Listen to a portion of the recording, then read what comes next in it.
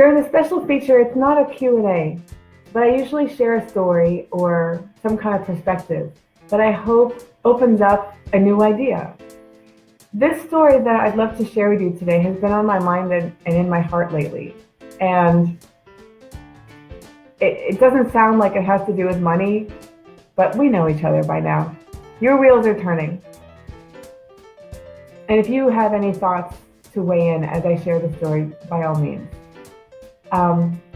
So being an accountant and a CPA and a CFO, this is all my second career. My first career, I was a music education major. I was a music teacher. And I was thinking lately about back in music school. I got into music school at the Florida State University, what was known then as the School of Music, as a voice principal. Go Altos! Go Altos! And I was a voice principal for a few years, and I really wanted to beef up my piano skills. I thought I could really get to the next level, and I knew that I was never going to be around such amazing teaching expertise for a long time, if ever, and certainly not for the fees that I was about to pay, especially because it wasn't me paying them, it was the state of Florida, because I was on full scholarship. So I thought, you know what, the time is now. And I auditioned to become a double principal in voice and piano. And I passed out that audition, and then it was the time for me to get a teacher. And they assigned to me a teaching assistant. And I didn't want a teaching assistant. I wanted a full professor. So I went to the office of the head of the piano department, Dr. James Stream, and I sat in his chair and I told him what I wanted. And he picked up the phone and he started making some calls.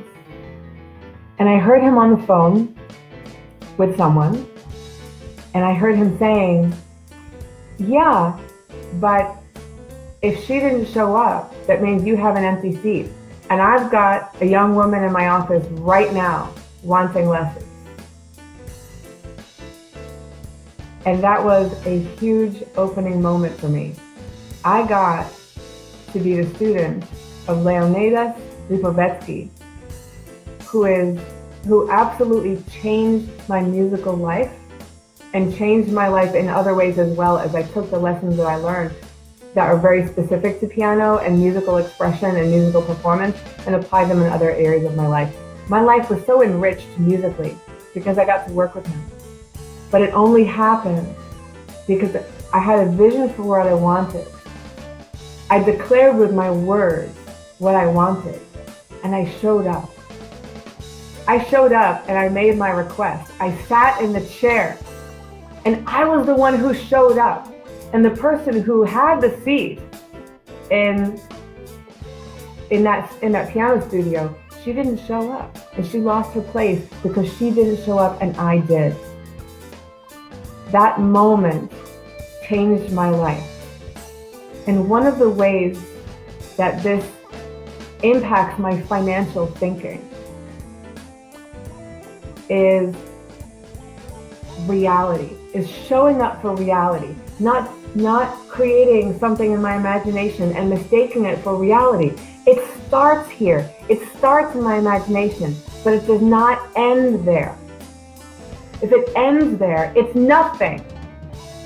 It starts here, and then it proceeds forward through my lips, through my language, through my expression, and into my action. When we have an idea, it's going to take money. In business, in nonprofits, it's going to take money to put that action into reality. And no matter what we're thinking, no matter what we're envisioning, it takes that idea, it takes speaking it into existence, it takes planning it, it takes putting it on the calendar in time and in space, having other people involved in championing us, and it takes money to have it happen. If someone says, I'm doing this is what I'm doing in my organization, what's the evidence for that? Are there people showing up to programs and learning something? Is Are goods and services transferring? Are opportunities being opened? Is money passing through a bank account? Are lives being changed?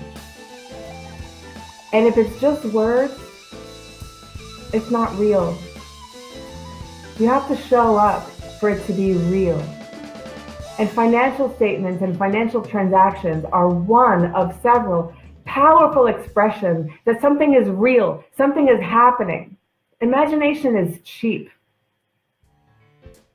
It's fertile soil, but that's all it is until something is sowed, something is reaped.